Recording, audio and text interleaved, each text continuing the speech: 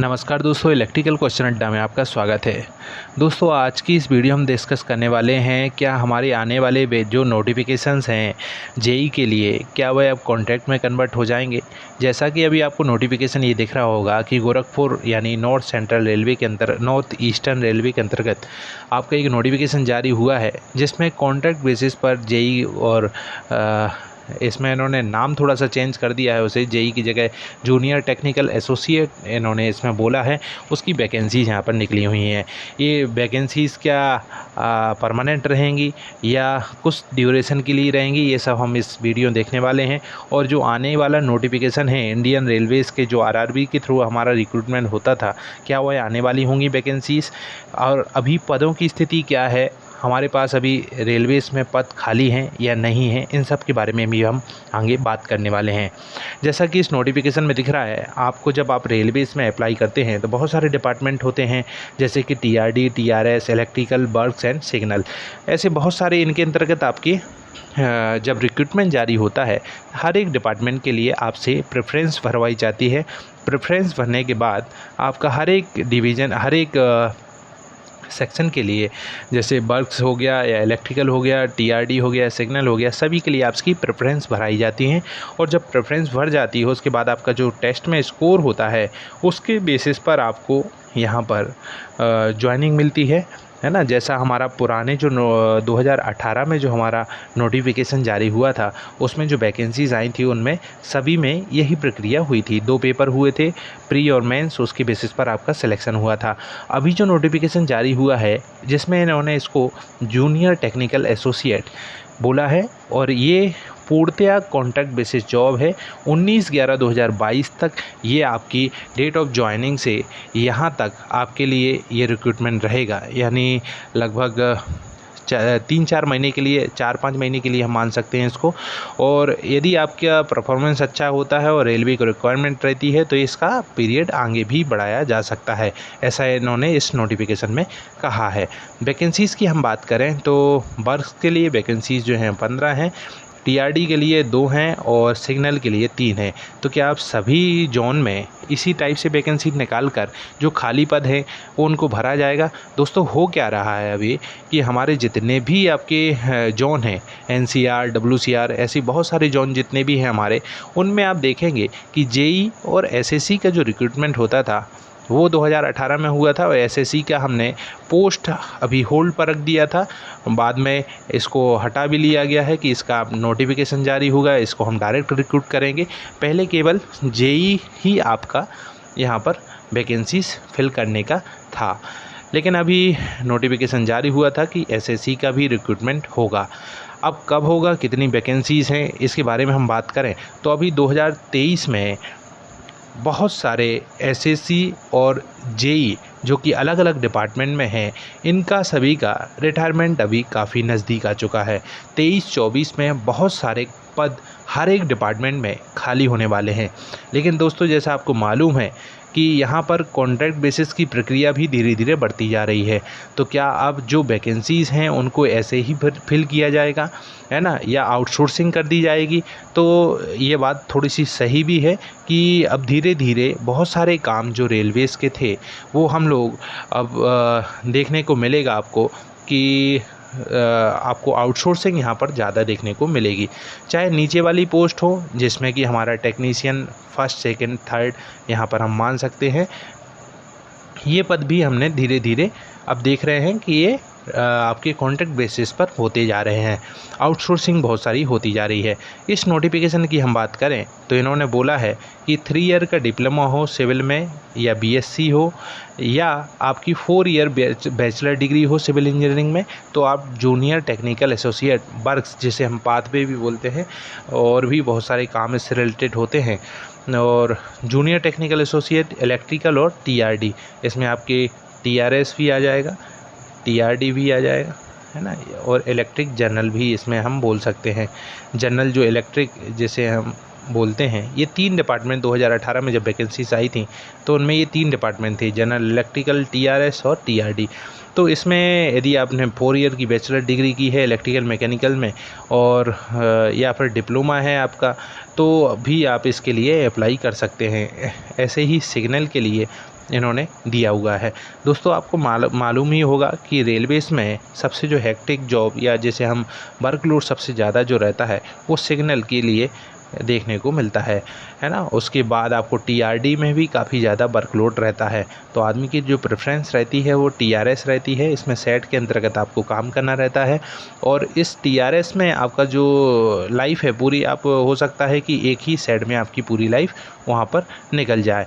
तो ये थोड़ा सा डिसएडवांटेज भी है, लेकिन लोड के बेसिस पर यदि हम देखें तो टीआरएस में थोड़ा सा सुकून है। तो आगे भी जो यदि रेगुलर का नोटिफिकेशन आता है तो टीआरएस के लिए आप अच्छी प्रेफरेंस दे सकते हैं। जनरल इलेक्ट्रिक जनरल जो होता है ना, उसके लिए भी आप प्रेफरेंस दे सकते हैं, वो भी अच्छी वैकेंसीज है, लोड कम है वहाँ पर। सभी स्टेशनों पर जो लाइटिंग वगैरह होती है और भी स्टेशन के लिए जो ट्रांसफार्मर होगा उसका जो मेंटेनेंस है वो इलेक्ट्रिक जनरल के पास होता है। टीआरएस आपका लोकोस के लिए आपका मेंटेनेंस देखता है। टीआरडी जो होता है वो रेलवेज़ लाइन के लिए आपका मेंटेनेंस देखता है। पाथवे और पीवे के लिए ये आपके जो वर्क्स रहते हैं वो लोग रहते हैं। तो ये कुछ सिग्नल के लिए आपका सिग्नल का जेई और एसएससी की पोस्ट यहाँ पर होती है ना। तो अब कितने सालों में प्रमोशन होता है ये सब भी हम इसमें वीडियो में देखेंगे, लेकिन आप यहाँ देखिए कि आपसे यदि इस तरीके के नोटिफिकेशन जारी होंगे रेलवेज़ के द्वारा तो इसका डिसएडवांटेज आपको देखने को मिलेगा। नंबर ऑफ़ वैकेंसीज यहाँ पर कम होती जाएंगी। तो ऐसे नोटिफिकेशन जारी ना हो तो सबसे पहले तो यही होना चाहिए कि ऐसे कॉन्ट्रैक्ट बेसिस पर जॉब ना निकाली जाए। ओबीसी जनरल और इन सब के लिए इन्होंने बैचलर डिग्री के मार्क्स भी दिए हैं कि इतना 60% जनरल के लिए, ओबीसी के लिए 55% और एससी एसटी के लिए 50%। यहाँ आप देख रहे होंगे कि चीज़ें तो उन्होंने बिल्कुल रेगुलर जैसी रखी हैं, है ना। भले ही सैलरी के बारे में भी हम बात करेंगे कि अमाउंट कितना देंगे तो आपको शायद हंसी आएगी कि इतना कम अमाउंट ये लोग देने वाले हैं, है ना। तो ये गलत चीज़ें कुछ यहाँ पर चालू हो रही हैं रेलवेज़ के द्वारा जिनको नहीं होना चाहिए। अपर एज के लिए हम बात करें तो 18 से 33, 18 से 36, एससी एसटी के लिए 18 से 38 है। अब इसमें जो हमारी मेन इम्पोर्टेंट जो चीज़ है जिसके बारे में हम इसमें बात करने वाले हैं वो है हमारा इसमें हमारी सैलरीज़ क्या रहेगी और सिलेक्शन का क्राइटेरिया क्या रहेगा। तो सिलेक्शन क्राइटेरिया आप देख रहे होंगे यहाँ पर बड़ी बड़ी बातें करी गई हैं। GATE percentile qualification 55 marks, experience 30 mark का और पर्सनालिटी इंटरव्यू जो है 15 मार्क के लिए। मतलब इन सब इतनी छोटे से अमाउंट के लिए आपसे इतनी बड़ी बड़ी चीज़ें यहाँ पर मांगी गई हैं कि आपका गेट का परसेंटाइल होना चाहिए, एक्सपीरियंस होना चाहिए, पर्सनल इंटरव्यू भी होना चाहिए, है ना। तब जाके आपका इसमें सिलेक्शन करेंगे।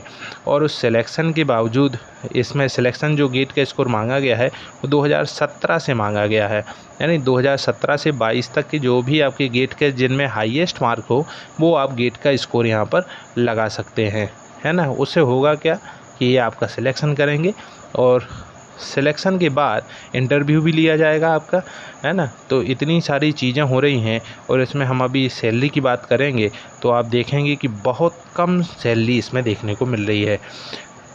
मंथली जो सैलरी आपको प्रोवाइड कराई जाएगी, जैसा कि आपको मालूम है कि हमारे इंडिया में हम लोग सिटीज़ को बांट के रखे हुए हैं। एक्स क्लास जो आपकी टॉप मोस्ट अच्छी बढ़िया सिटी हैं, जो बड़ी सिटी हैं जहाँ पर रहने का काफ़ी ज़्यादा चार्ज लगता है उनको एक्स सिटी में। फिर वाई क्लास की सिटी आती है, फिर जेड क्लास की सिटी आती है, जैसे तहसील हो गया, कोई डिस्ट्रिक्ट हो गया, है ना। तो इन जगहों पर जो आपसे अमाउंट है वो 25,000 दिया जाएगा, यहाँ पर 27,000 दिया जाएगा और 30,000 अमाउंट दिया जाएगा। ये बड़ी शर्म की बात है कि इतना कम अमाउंट ये लोग दे रहे हैं और उसके लिए क्वालिफ़िकेशन इतनी हाई फाई रखी हैं, है ना। तो ये एक तरीके से बेरोज़गारों का फ़ायदा उठाया जा रहा है यहाँ पर, हम लोग यही बोल सकते हैं, है ना। तो ऐसी जॉब खासकर ना निकले तो ज़्यादा सही है। ड्यूरेशन उन्होंने बोला है कि आपसे हम 19/11/2022 तक रखेंगे, उसके बाद आपको हो सकता है हटा भी दें, कॉन्ट्रैक्ट ख़त्म भी कर सकते हैं या आपका एक्सटेंड भी कर सकते हैं, बढ़ा भी सकते हैं, है ना। तो इसके बाद इनका मेडिकल होगा जो इन क्वालिफ़िकेशन के लिए, जैसे जेई के लिए क्या क्या इनकी क्वालिफ़िकेशन स्टैंडर्ड क्या होना चाहिए उनके मेडिकल का, वो सब चीज़ें भी यहाँ पर देखने को मिलेंगी। तो ये थोड़ा सा कुछ नोटिफिकेशंस थे। ट्रेनिंग भी इसमें दी जाएगी, 10 दिन की आपको ट्रेनिंग दी जाएगी, उसके बाद आपको काम पर भेज दिया जाएगा। कुछ ड्यूटी पास भी आपको प्रोवाइड कराए जाते हैं। अभी आप दोस्तों हो क्या रहा है कि चाहे टीआरएस हो, TRD है या इलेक्ट्रिक जनरल, जितनी भी जो आपकी ब्रांचेज, इनमें सभी में काफ़ी अच्छी वैकेंसी सभी खाली हो चुकी हैं। सरकार यदि चाहे तो 2024 के पहले काफ़ी अच्छी वैकेंसीज़ रेगुलर रिक्रूटमेंट कर सकती है ना। तो इसके लिए तैयारी जारी रखें, पर ऐसे नोटिफिकेशन ज़्यादातर हम लोगों को निराश ही करते हैं। ऐसे नोटिफिकेशन नहीं मिलना चाहिए, है ना। और ये रेलवेज़ में सबसे बड़ी आपकी रिस्पॉन्सिबिलिटी होती है कि जिम्मेदारी वाला काम होता है। आप अपनी जिम्मेदारियों से पीछे नहीं हट सकते हैं। आपकी चाहे भली सैलरी वो आपको कम दे, है ना, सैलरी कम भी दे तब भी आपका काम तो वही का वही रहेगा, है ना। तो ऐसे नोटिफिकेशन जारी ना हो, यदि आप अप्लाई करना चाहते हैं तो कर सकते हैं, है ना, पर इसका उतना फ़ायदा नहीं होगा। कुछ ही ड्यूरेशन के लिए आपको इतना छोटा सा अमाउंट देखने को मिलेगा। तो ये था नोटिफिकेशन। अभी हम बात करेंगे आने वाली वीडियो में कि जेई और एसएससीज़ के लिए कितनी लगभग वैकेंसीज़ हैं जो खाली होने वाली हैं। इनके लिए क्या क्या अभी जो शर्तें हैं, जैसे अभी एसएससी के लिए चल रहा है कि इसका ग्रेड पे बढ़ाने के लिए बात करी जा रही है, जेई का भी ग्रेड पे बढ़ाने की बात करी जा रही है। तो बहुत सारी चीज़ें हैं जो चेंज होंगी। जैसा कि आपको मालूम है कि अभी आईएएस जो हमारा होता था इंडियन रेलवेज़ के लिए, बहुत सारी जो 5 हमारी इंजीनियरिंग सर्विसेज होती थी, है ना, जैसे इलेक्ट्रिकल वाली, मैकेनिकल वाली, सिविल के लिए, सिग्नल के लिए, तो ये सब जो चीज़ें थी ये हटा दी गई हैं, है ना। तो धीरे धीरे सरकार का जो कोशिश है वो प्राइवेटाइजेशन की ओर बढ़ता जा रहा है। तो ऐसे नोटिफिकेशन जारी ना हो। यदि आप इस चैनल पर नए हैं तो चैनल को सब्सक्राइब कीजिए, जिससे कि आने वाले आपको नोटिफिकेशन जेई और एसएससी से रिलेटेड अपडेट आपको मिलती रहे। Thank you.